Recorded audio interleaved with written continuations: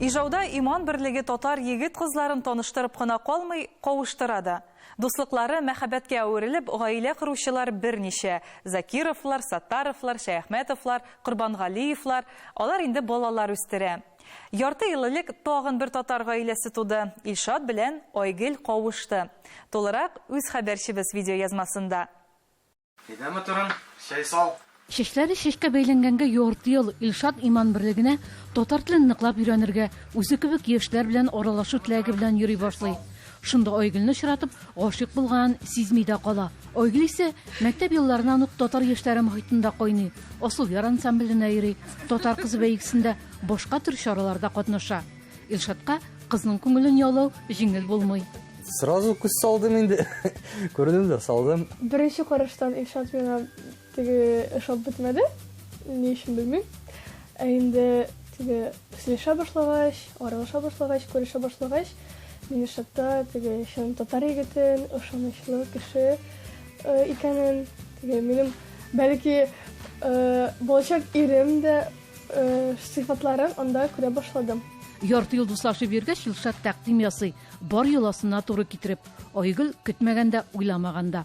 Илшатның әтисе һәм әнисе безгә инде кунакка минем әти белән әнием белән танышырга килергә уйлаганнар иде. Иртә белән шәй вакытында Илшатның әтисе Айрат миңа әйтә инде минем әти белән ниләргә, менә бүген шундый матур көн, менә без баларыбыз да җыелыштык. Сез ризамы? Һәм тәк кенә җыелышмадык дип әйтте ул. Һәм минем монда йөрәк шау итте. Әйтәм, бу вакыт килеп җитте димәк. Икесе өчен дә иң мөһиме әти-әниләрнең фатихасы була. Туй туганнар дуслар өчен бәйрәм, ә никах ясаган адымыбызның никадәр җаваплы икәнен искәртүче мәҗлес булды диләр яшьләр. Хәзрәт укыганда шундый берләр әйтә, чынлап та монда уйда кала торган, теге уйландыра торган һәм бик кирәкле сүзләр әйтә. Һәм бик матур теге никах дугасын укый инде. Әниемә дә карап инде, әбиләремә дә карап, шундый ук үрнәкле татар хатыны, Илшатның хатыны буласым килә. Теге инде балаларны үстереп, иң баштан тәмле ризыклар пешерергә инде тырышам. Илшатны сөендерергә. Елларны шулай ук туйыбыздан башлап инде алда да шулай балаларга теге исем куштыру, бергә теге суган туйларга йөрү, теге кран ашлары уздыру инде шулай. Бүтән гыйбадәтләрне саклап калырга телибез. Җәй уйларын авылда уздырып, әби тәрбиясе дә алган Айгөл бернинди эштән дә курыкмый.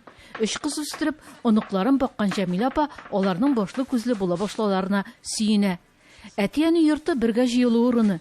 Һәр ике як Айрат белән Лариса һәм Илшатның әти-әнисе яшьләрне кияү белән киленнән бигрәк кыз белән ул итеп кабул иткәннәр. Ике якны да тигез итәләр, тигез күрәләр.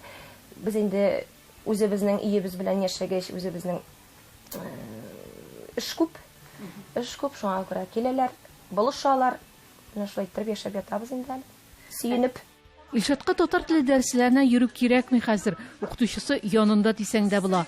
Айгөл туган телдә бер дигән итеп сөйләшә.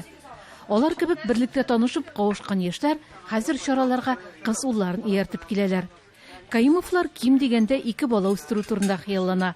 Аларга чын милли тәрбия бирерлек әби-бабай да яшь гаиләнең ишәюен көтә. Ижаудан Фәнзия Салихова, татарлар.